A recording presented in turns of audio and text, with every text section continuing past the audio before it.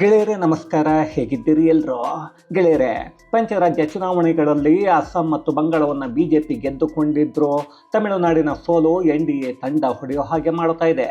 NDA ಒಕ್ಕೂಟದಲ್ಲಿ ಮುಖ್ಯವಾಗಿದ್ದ Edappadi Palaniswami team ಛಿದ್ರ ಆಗ್ತಾ ಇದ್ರೆ, ತಮಿಳುನಾಡನ್ನು ಪ್ರಯೋಗಾತ್ಮಕವಾಗಿ ತಗೊಂಡಿರೋ ಬಿಜೆಪಿ ಹೊಸ ಪ್ಲಾನ್ಗಳನ್ನು ಮಾಡೋಕ್ಕೆ ಮುಂದಾಗ್ತಾ ಇದೆ. ಇದೇ ಸಮಯದಲ್ಲಿ ಕೆಲ ತಿಂಗಳುಗಳ ಹಿಂದೆ ಬಂದಿದ್ದ ಸುದ್ದಿ ನಿಜ ಆಗೋ ಸಮಯ ಈಗ ಬಂದಿದೆ. ಅಂತಹ ಲಕ್ಷಣಗಳು ಕಾಣಿಸ್ತಾ ಇವೆ. ಅಣ್ಣಾಮಲೈ ರಾಜ್ಯಸಭೆಗೆ ಎಂಟ್ರಿ ಆಗೋದು ಬಹುತೇಕ ಖಚಿತ ಆಗ್ತಾ, ಅವರನ್ನು ರಾಜ್ಯಸಭೆಗೆ ಕಳಿಸೋಕೆ ಎಲ್ಲ ಏರ್ಪಾಡುಗಳನ್ನು ನಡೆಸಲಾಗ್ತಾ ಇದೆ. ಅಣ್ಣಾಮಲೈ ತಮಿಳುನಾಡಿನ ರಾಜ್ಯಸಭೆಯಿಂದ ಎಂಟ್ರಿಯನ್ನು ಆಗ್ತಾ ಇಲ್ಲ, ಆದರೂ ತಮಿಳುನಾಡನ್ನು ಬಿಟ್ಟು ಹೋಗ್ತಾ ಇಲ್ಲ ಅನ್ನೋದೇ ಇಲ್ಲಿ ದೊಡ್ಡ ಟ್ವಿಸ್ಟ್. ಹಾಗಾದರೆ ಅಲ್ಲಿ ನಡೀತಾ ಇರೋ ಲೆಕ್ಕಾಚಾರ ಏನು? ಇದರ ಹಿಂದೆ ಬಿಜೆಪಿ ಮಾಡಿಕೊಳ್ತಾ ಇರೋ ಪ್ಲ್ಯಾನ್ ಯಾವುದು? ಇದು ತಮಿಳುನಾಡಲ್ಲಿ ಹೇಗೆ ಕೆಲಸವನ್ನು ಮಾಡುತ್ತೆ? ಅಣ್ಣಾಮಲೈ ಇದಕ್ಕೆ ಒಪ್ಪಿಕೊಳ್ಳಲ್ಲ ಅನ್ನೋದಾದರೆ ಅದಕ್ಕೆ ಕಾರಣ ಏನು? ಎಲ್ಲವನ್ನ ಈ ವಿಡಿಯೋದಲ್ಲಿ ನೋಡ್ಕೊಂಡು ಬರೋಣ ಬನ್ನಿ. ಗೆಳೆಯರೇ, ಒಂದು ಕಾಲದಲ್ಲಿ ಬಿಜೆಪಿ ಬಹಳಷ್ಟು ರಾಜ್ಯಗಳಲ್ಲಿ ವಿಪಕ್ಷದಲ್ಲಿ ಕುಳಿತುಕೊಳ್ಳುವುದಕ್ಕೂ ಸಿಕ್ಕಾಪಟ್ಟೆ ಸರ್ಕಸ್ ಮಾಡಿತ್ತು. ಆದರೆ ಈಗ ಅದೇ ರಾಜ್ಯಗಳಲ್ಲಿ ಬಿಜೆಪಿ ಅಧಿಕಾರವನ್ನು ಹಿಡಿದು ಅಬ್ಬರಿಸ್ತಾ ಇದೆ. ಅದರಲ್ಲೂ ಕೆಲ ರಾಜ್ಯಗಳು ಬಿಜೆಪಿಯ ಭದ್ರಕೋಟೆ ಅನ್ನೋ ಹಾಗೆ ಬದಲಾಗಿ ಹೋಗಿವೆ ಅನ್ನೋದು ನಮಗೆಲ್ಲ ಗೊತ್ತೇ ಇದೆ. ಇಲ್ಲೇನಾದರೂ ಮ್ಯಾಜಿಕ್ ನಡೆದಿದೆಯಾ ಅಂದರೆ ಖಂಡಿತ ಇಲ್ಲ. ಎಲ್ಲವೂ ಬರೀ ಲಾಜಿಕ್. ಅದರ ಬದಲಾಗಿ ಎಲ್ಲ ರಾಜ್ಯಗಳಲ್ಲೂ ತಳಮಟ್ಟದಿಂದ ಪಕ್ಷವನ್ನು ಬೇರಿರಿಸೋ ಕೆಲಸ ನಡೆದಿತ್ತು ಅನ್ನೋದನ್ನು ಇಡೀ ಭಾರತ ನೋಡಿದೆ. ಬಿಜೆಪಿ ಬಲವಾಗಿ ಹಿಂತಿರುಗಿದ ನಂತರ ಆಯಾ ರಾಜ್ಯಗಳಲ್ಲಿ ಅವರಿಗೆ ಹೀರೋ ಅನ್ನಿಸಿಕೊಳ್ಳೋ ವ್ಯಕ್ತಿಗಳು ಸಿಕ್ಕಿದ್ರು. ಅಸ್ಸಾಮಲ್ಲಿ ಹಿಮಂತ ಬಿಸ್ವಾ ಶರ್ಮಾ, ಉತ್ತರ ಪ್ರದೇಶದಲ್ಲಿ ಯೋಗಿ ಆದಿತ್ಯನಾಥ್, ಬಿಹಾರದಲ್ಲಿ ಸುವೇಂದು ಅಧಿಕಾರಿ. ಇವರ ಹೊಡೆತಕ್ಕೆ ಅಲ್ಲಿದ್ದ ಕಾಂಗ್ರೆಸ್ ಮತ್ತು ಸ್ಥಳೀಯ ಪಕ್ಷಗಳು ಕಾಣಿಯಾಗಿ ಹೋಗಿವೆ. ಅದೇ ರೀತಿ ತಮಿಳುನಾಡಲ್ಲಿ ಸಿಕ್ಕಿದ್ದ ಹೀರೋ ಅಂದರೆ ಅದು ಅಣ್ಣಾಮಲೈ. ಈಗ ಅಲ್ಲಿ ಆಗಬೇಕಾಗಿರೋದು ಬಿಜೆಪಿಯನ್ನು ಹಂತವಾಗಿ ವ್ಯಾಪಿಸೋ ಕೆಲಸ. ಅದರ ಒಂದು ಭಾಗವಾಗಿ ಅಣ್ಣಾಮಲೈ ಅವರನ್ನು ರಾಜ್ಯಸಭೆಗೆ ಕಳಿಸಿಕೊಡೋಕೆ ವೇದಿಕೆಯನ್ನು ಸಜ್ಜು ಮಾಡಲಾಗ್ತಾ ಇದೆ. ಹಾಗಂತ ಅಣ್ಣಾಮಲೈ ತಮಿಳುನಾಡಿಂದ ರಾಜ್ಯಸಭೆಗೆ ಹೋಗ್ತಾರಾ ಅಂದರೆ ಖಂಡಿತ ಇಲ್ಲ. ಅವರು ಎಂಟ್ರಿಯನ್ನು ಕೊಡ್ತಾ ಇರೋದು ಆಂಧ್ರ ಪ್ರದೇಶದಿಂದ. ಅಲ್ಲಿ ಅಣ್ಣಾಮಲೈ ಅವರಿಗೆ ಆಫರ್ ಕೊಡ್ತಾ ಇರೋದು ಬಿಜೆಪಿ ಮಿತ್ರ ಪಕ್ಷ ತೆಲುಗು ದೇಶಂ ಪಾರ್ಟಿ. ಸದ್ಯಕ್ಕೆ ಆಂಧ್ರ ಪ್ರದೇಶದಲ್ಲಿ ರಾಜ್ಯಸಭೆಗೆ 4 ಸೀಟುಗಳು ಖಾಲಿ ಆಗ್ತಾ ಇವೆ. ಅದರಲ್ಲಿ 3 ಸೀಟುಗಳನ್ನು TDP ಅಭ್ಯರ್ಥಿಗಳಿಗೆ ಮೀಸಲಿಡಲಾಗಿದೆ. ಇನ್ನೊಂದು ಸೀಟು ಜನಸೇನಾ ಅಥವಾ ಬಿಜೆಪಿ ಅಭ್ಯರ್ಥಿಗೆ ಬಿಟ್ಟುಕೊಡುವ ನಿರ್ಧಾರ ಮಾಡಲಾಗಿದೆ. ಅದಕ್ಕೆ ಅಣ್ಣಾಮಲೈ ಸೂಕ್ತವಾದ ವ್ಯಕ್ತಿಯನ್ನು ತೀರ್ಮಾನವನ್ನು ಮಾಡಲಾಗ್ತಾ ಇದೆ. ಅಪ್ಪಿತಪ್ಪಿ ಜನಸೇನಾ ಮತ್ತು ಬಿಜೆಪಿ ತಲಾ 1 ಸೀಟುಗಳನ್ನು ತಗೊಂಡ್ರೆ TDPಗೆ ನಿರೀಕ್ಷೆ ಮಾಡಿದ್ದಕ್ಕಿಂತ 1 ಸೀಟ್ ಕಡಿಮೆಯಾಗತ್ತೆ. ಅಲ್ಲಿಗೆ ಅಣ್ಣಾಮಲೈ ಅವರನ್ನು ಆಂಧ್ರ ಪ್ರದೇಶದಿಂದ ಕಳಿಸಬೇಕು ಅನ್ನೋದು ಉತ್ತಮವಾದ ನಿರ್ಧಾರ ಅಂತ ಹೇಳಲಾಗ್ತಾ ಇದೆ. ಈಗಾಗಲೇ ಅಣ್ಣಾಮಲೈ ಅವರನ್ನು ತಮಿಳುನಾಡಲ್ಲಿ ಕಡೆಗಣಿಸಿದ್ದಕ್ಕೆ ತಮಿಳುನಾಡಲ್ಲಿ ಹೀನಾಯವಾಗಿ ಬಿಜೆಪಿ ಮಕಾಡೆ ಮಲಗಿದ್ದೂ ಆಗಿದೆ. ಇಂಥದ್ದೇ ಸಮಯದಲ್ಲಿ ಇದೊಂದು ಉತ್ತಮ ನಿರ್ಧಾರ ಅಂತ ಹೇಳಲಾಗ್ತಾ ಇದೆ. ಇಲ್ಲಿ ಅಣ್ಣಾಮಲೈ ರಾಜ್ಯಸಭೆಗೆ ಹೋದರೆ ಏನಾಗುತ್ತೆ ಅಂತ ನೋಡಿದರೆ, ಮೊದಲಿಗೆ ಅಣ್ಣಾಮಲೈ ಅವರ ತಾಕತ್ತಿಗೆ ತಕ್ಕ ಹಾಗೆ ಸಾಂವಿಧಾನಿಕ ಹುದ್ದೆ ಸಿಗುತ್ತೆ. ಇಲ್ಲಿಯವರೆಗೂ ಅಣ್ಣಾಮಲೈ ತಾಕತ್ತು ಮತ್ತು ವರ್ಚಸ್ಸಿಗೆ ತಕ್ಕ ಹಾಗೆ ಯಾವುದೇ ಸಾಂವಿಧಾನಿಕ ಹುದ್ದೆಯನ್ನು ಬಿಜೆಪಿ ಕೊಟ್ಟಿಲ್ಲ ಅನ್ನೋದೇ ದೊಡ್ಡ ಆರೋಪ. ಅದನ್ನು ಈ ಒಂದು ನಿರ್ಧಾರ ಸರಿ ಮಾಡುತ್ತೆ. ಪ್ರತಿಯೊಂದು ವಿಚಾರದಲ್ಲೂ ಅಣ್ಣಾಮಲೈ ಕಡೆಯಿಂದ ಬರ್ತಾ ಇರೋ ತಮಿಳುನಾಡಿನ ರಾಜಕಾರಣಿಗಳು ಮತ್ತು ಅಲ್ಲಿನ ಪಕ್ಷಗಳ ವಿರುದ್ಧದ ದಾಳಿಗಳು, ಪ್ರತಿಕ್ರಿಯೆಗಳು ಇಡೀ ದೇಶವನ್ನು ಮುಟ್ಟಬೇಕು. ತಮಿಳುನಾಡಿನ ರಾಜಕೀಯ ಮತ್ತು ಸಮಸ್ಯೆಗಳು ತಮಿಳುನಾಡಲ್ಲಿ ಮಾತ್ರ ಚರ್ಚೆ ಆಗೋದಕ್ಕಿಂತ ಇಡೀ ರಾಷ್ಟ್ರ ಮಟ್ಟದಲ್ಲಿ ಚರ್ಚೆ ಆದರೆ ತಮಿಳುನಾಡಲ್ಲಿ ಆಡಳಿತ ನಡೆಸ್ತಾ ಇರೋ ನಾಯಕರು ಅದೇಗೆ ಜನರನ್ನು ಮುಟ್ಟಾಳರನ್ನಾಗಿ ಮಾಡ್ತಾರೆ. ಅಲ್ಲಿನ ಜನರು ಯಾವ ರೀತಿ ಹಳ್ಳಕ್ಕೆ ಬೀಳ್ತಾರೆ ಅನ್ನೋದು ಇಡೀ ದೇಶಕ್ಕೆ ಗೊತ್ತಾಗತ್ತೆ. ಇದರಿಂದ ಏನಾಗುತ್ತೆ ಅಂತ ನೋಡಿದರೆ, ನಾಳೆ ತಮಿಳುನಾಡಿನ ನಾಯಕರು ಹೊಸ ಡ್ರಾಮಾಗಳನ್ನು ಶುರು ಮಾಡಿದ್ದೇ ಆದರೆ ಅಲ್ಲಿ ತಮಿಳುನಾಡಿನ ಜನರನ್ನು ಬಕ್ರ ಮಾಡಬಹುದು, ಅವರು ಆಗಲೂಬಹುದು.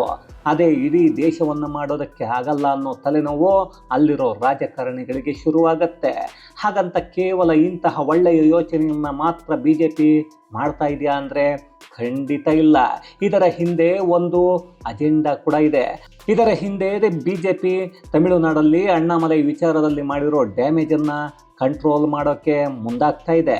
ಯಾಕಂದರೆ ತಮಿಳುನಾಡಲ್ಲಿ ಬಿಜೆಪಿಯನ್ನು ತಳಮಟ್ಟದಿಂದ ಕಟ್ಟಬೇಕು ಅನ್ನೋ ದೃಢವಾದ ನಿರ್ಧಾರವನ್ನು ಮಾಡಿರೋ ಅಣ್ಣಾಮಲೈ ನೇರವಾಗಿ DMK ವಿರುದ್ಧ ದಾಳಿಯನ್ನು ಮಾಡ್ತಾ ಅವರ ವಿರುದ್ಧ ಅಕ್ರಮ ಮಾಡಿರೋ ಎಲ್ಲ ದಾಖಲೆಗಳನ್ನು ತೆಗೆದು ಇಡ್ತಾ ಬಂದಿದ್ರು. ಅದರಿಂದಲೇ DMK ವಿರುದ್ಧ ಆಡಳಿತ ವಿರೋಧಿ ಅಲೆ ಶುರುವಾಗಿದ್ದು.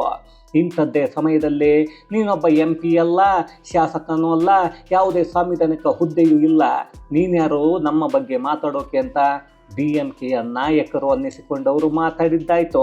ಅದೇ DMK ಇವತ್ತು ವಿಪಕ್ಷದಲ್ಲಿ ಕುಳಿತುಕೊಳ್ಳೋಕೆ ಕಾರಣ ಯಾರೋ ಜೋಸೆಫ್ ವಿಜಯ್ ಅಲ್ಲ, ಬದಲಾಗಿ ಅಣ್ಣಾಮಲೈ.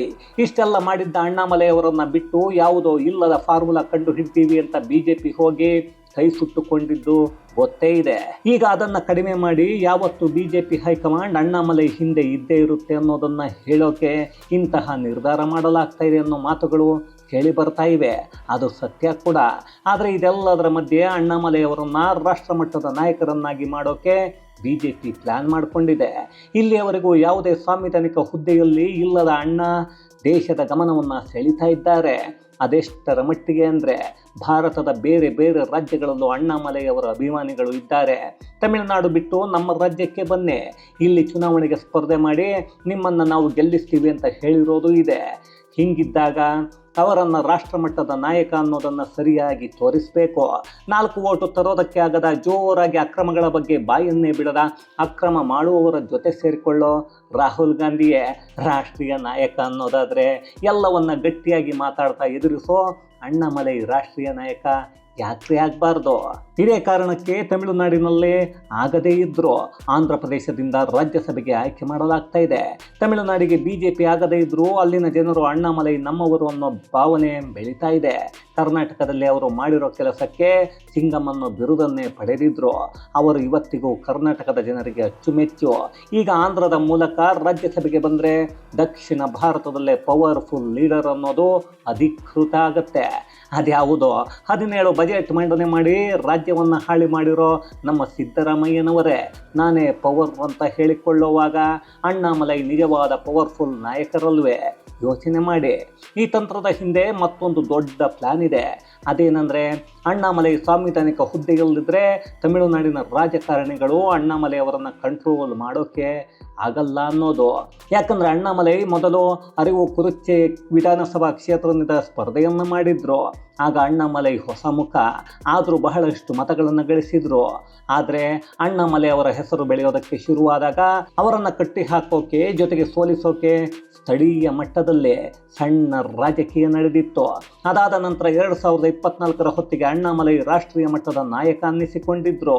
ಅವರು ಗೆಲ್ಲೋದು ಕನ್ಫರ್ಮ್ ಅಂತ ಹೇಳಲಾಗ್ತಾ ಇತ್ತು. ಕೊಯಮತ್ತೂರು ಲೋಕಸಭಾ ಕ್ಷೇತ್ರದಿಂದ ಸ್ಪರ್ಧೆಯನ್ನು ಮಾಡಿದ್ರು. ಅಲ್ಲಿ BJP ಹಿಡಿತ ಜಾಸ್ತಿ ಇತ್ತು. ಅಣ್ಣಾಮಲೈ ಅವರನ್ನು ಗೆಲ್ಲಿಸೋಕೆ ವಿದೇಶದಿಂದ ವಿದ್ಯಾವಂತರು ಬಂದು ಪ್ರಚಾರ ಮಾಡಿದ್ರು. ತಮಿಳುನಾಡಿನ ಯುವಕರು ಅಣ್ಣಾಮಲೈ ಅವರ ಹಿಂದೆ ಗಟ್ಟಿಯಾಗಿ ನಿಂತಿದ್ರು. ಚುನಾವಣಾ ಪೂರ್ವ ಸಮೀಕ್ಷೆಗಳು BJPಯಿಂದ ಅಣ್ಣಾಮಲೈ ಗೆದ್ದೇ ಗೆಲ್ತಾರೆ ಅಂತ ಹೇಳಿದ್ವು. ಆದರೆ ಫಲಿತಾಂಶವನ್ನು ನೋಡಿದರೆ ಅಣ್ಣಾಮಲೈ ಕಡಿಮೆ ಅಂತರದಿಂದ ಸೋತಿದ್ರು. ಆ ಸೋಲಿಗೆ ಕಾರಣ ಹುಡುಕ್ತಾ ಹೋದಾಗ ಅಧಿಕಾರದಲ್ಲಿದ್ದ DMK ಹಣ ಹಂಚಿಕೆ ಮಾಡಿದ್ದು, ಡಬಲ್ ಮತಗಳನ್ನು ಹಾಕಿಕೊಂಡಿದ್ದು. ಇಷ್ಟೇ ಆಗಿದ್ದರೆ ಪರವಾಗಿಲ್ಲ, ಅಣ್ಣಾಮಲೈ ಅವರನ್ನು ಸೋಲಿಸೋಕೆ ಬದ್ಧ ವೈರಿಗಳಾಗಿದ್ದ DMK ಮತ್ತು AIADMK ಆಗಲೇ ಒಂದಾಗಿದ್ವು. ಅದಕ್ಕೆ ಕಾರಣ ಅಂದರೆ ಅಣ್ಣಾಮಲೈ ಗೆದ್ದರೆ ಎರಡೂ ಪಕ್ಷದಲ್ಲಿರೋ ಅಕ್ರಮಗಳನ್ನೇ ಮಾಡಿಕೊಂಡು ಬದುಕ್ತಾ ಇರೋ ನಾಯಕರುಗಳಿಗೆ ದೊಡ್ಡ ಹೊಡೆತ ತಪ್ಪಿದ್ದಲ್ಲ ಅಂತ. ಅದೇ ಕಾರಣಕ್ಕೆ ತಮಿಳುನಾಡಲ್ಲಿ ಅಣ್ಣಾಮಲೈ ಗೆಲ್ಲೋಕೆ ಬಿಡಲ್ಲ ಅನ್ನೋದು ವಿರೋಧಿಗಳಿಗಿದೆ. ಅದಕ್ಕೆ ಈಗ ಮತ್ತೊಂದು ಸೇರ್ಪಡೆ ಅಂದರೆ ವಿಜಯ್ ಮತ್ತು TVK ಪಕ್ಷ. ಅದೇ ಕಾರಣಕ್ಕೆ ಅವರನ್ನು ಕಟ್ಟಿ ಹಾಕೋಕ್ಕೆ ಸಾಧ್ಯ ಆಗಬಾರ್ದು.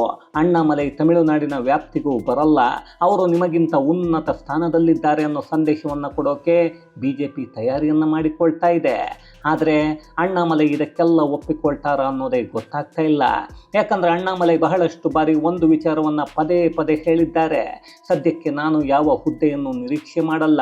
ನನ್ನ ಗುರಿ ಇರೋದು ರಾಜ್ಯದಲ್ಲಿ ತಳಮಟ್ಟದಲ್ಲಿ BJPಯನ್ನು ಬೆಳೆಸೋದು, ಹೊಸ ನಾಯಕರನ್ನು ಬೆಳೆಸೋದು. ಅದಕ್ಕೆ ಎಷ್ಟು ವರ್ಷ ಆದರೂ ಪರವಾಗಿಲ್ಲ. ಈ ಒಂದು ಜನರೇಷನ್ ನಮಗೆ ಮತವನ್ನು ಹಾಕಲ್ಲ, ಅದು ನನಗೂ ಗೊತ್ತಿದೆ. ಅದಾದ ನಂತರ ಈಗ ಶಾಲೆಗೆ ಹೋಗ್ತಾ ಇರೋ ಮಕ್ಕಳು ಮತ ಚಲಾಯಿಸೋ ಹಂತಕ್ಕೆ ಬಂದಾಗ BJP ಪೂರ್ತಿಯಾಗಿ ಗೆಲ್ಲುತ್ತೆ. ಅದಕ್ಕೆ ನಮ್ಮ ನಾಯಕರು ತಮಿಳುನಾಡಲ್ಲಿ ಅಂತಹ ತಾಕತ್ತನ್ನು ಹೊಂದಿರಬೇಕು. ಅವರಿಂದ ರಾಜ್ಯವನ್ನು ಸರಿಯಾದ ಹಾದಿಯಲ್ಲಿ ತೆಗೆದುಕೊಂಡು ಹೋಗೋಕ್ಕೆ ಆಗಬೇಕು. ಆ ನಂಬಿಕೆ ಜನರಿಗೆ ಬಂದಿರಬೇಕು. ಇಂತಹ ವಿಚಾರದ ಕಡೆಗೆ ನಾನು ಗಮನ ಕೊಡ್ತಾ ಇದ್ದೀನಿ ಅಂತ ಹೇಳಿಕೊಂಡಿದ್ದಾರೆ. ಅಲ್ಲಿಗೆ ಅಣ್ಣಾಮಲೈ ಒಂದು ಸಮಯದ ಊಟದ ಬದಲು ಜೀವನ ಪೂರ್ತಿ ಅಲ್ಲಿನ ಜನರನ್ನು ಕಾಪಾಡಬೇಕು ಅನ್ನೋ ನಿರ್ಧಾರ ಮಾಡಿ BJPಗೆ ಬೇಕಾಗಿರೋ ಪಿಲ್ಲರ್ಗಳನ್ನು, ಫೌಂಡೇಶನ್ಗಳನ್ನು ತಮಿಳುನಾಡಲ್ಲಿ ಹಾಕಿ ಅಲ್ಲಿ ಕಟ್ಟಡವನ್ನು ನಿರ್ಮಾಣ ಮಾಡೋಕ್ಕೆ ಪ್ಲಾನ್ ಮಾಡಿ ಬಂದಿದ್ದಾರೆ. ಅದಕ್ಕೆ ಒಂದಷ್ಟು ಪ್ರತಿಫಲ ಸಿಗೋ ಸೂಚನೆಗಳು ಕಾಣಿಸ್ತಾ ಇದ್ವು. ಅಣ್ಣಾಮಲೈ ನೇತೃತ್ವದಲ್ಲಿ ಬಿಜೆಪಿ ಲೋಕಸಭಾ ಚುನಾವಣೆಯಲ್ಲಿ 11% ಮತಗಳನ್ನು ಪಡ್ಕೊಂಡಿತ್ತು. ಅದೇ ಈ ಬಾರಿ ಎಡವಟ್ಟು ಎಡಪ್ಪಾಡಿ ಪಳನಿಸ್ವಾಮಿ ಜೊತೆ ಹೋದಾಗ ಬಿಜೆಪಿ ಪಡೆದದ್ದು 2.5% ಮತಗಳು. ಅಲ್ಲಿಗೆ ಅಣ್ಣಾಮಲೈ ಇಲ್ಲ ಅಂದರೆ ತಮಿಳುನಾಡು ಬಿಜೆಪಿ ಇಲ್ಲ ಅನ್ನೋ ಸಂದೇಶ ಮತ್ತೆ ಹೈಕಮಾಂಡ್ಗೆ ಹೋಗಿದೆ. ಅದೇ ಕಾರಣಕ್ಕೆ ಅಣ್ಣಾಮಲೈ ರಾಜ್ಯ ರಾಜಕಾರಣಕ್ಕೆ ಬರೋ ಸಾಧ್ಯತೆಗಳು ಜಾಸ್ತಿ. ಆದರೆ ಸಾಂವಿಧಾನಿಕ ಹುದ್ದೆಯನ್ನು ಕೊಟ್ಟು ತಮಿಳುನಾಡು ರಾಜ್ಯದ ರಾಜಕೀಯವನ್ನು ನೋಡಿಕೊಳ್ಳೋಕೆ ಹೇಳೋ ಪ್ಲಾನ್ ಬಿಜೆಪಿ ಮಾಡಿಕೊಂಡಿದ್ಯಾ ಅನ್ನೋದನ್ನು ಸದ್ಯಕ್ಕೆ ಕಾದು ನೋಡಬೇಕು ಅಷ್ಟೇ. ಇದು ಗೆಳೆಯರೆ, ಅಣ್ಣಾಮಲೈ ಸಾಂವಿಧಾನಿಕ ಹುದ್ದೆಯ ಮೂಲಕ ಮತ್ತಷ್ಟು ಗಟ್ಟಿಯಾಗಿ ರಾಜ್ಯ ರಾಜಕೀಯಕ್ಕೆ ಎಂಟ್ರಿ ಕೊಡಿಸೋಕೆ ಬಿಜೆಪಿ ಮಾಡ್ತಾ ಇರೋ ರಣತಂತ್ರದ ಕುರಿತಾದ ಒಂದಷ್ಟು ಮಾಹಿತಿ, ಮತ್ತಷ್ಟು ವಿಶೇಷತೆಗಳೊಂದಿಗೆ ಮುಂದಿನ ವಿಡಿಯೋದಲ್ಲಿ ಭೇಟಿಯಾಗೋಣ. ಅಲ್ಲಿಯವರೆಗೂ ಕನ್ನಡವೇ ಸತ್ಯ, ಕನ್ನಡವೇ ನಿತ್ಯ.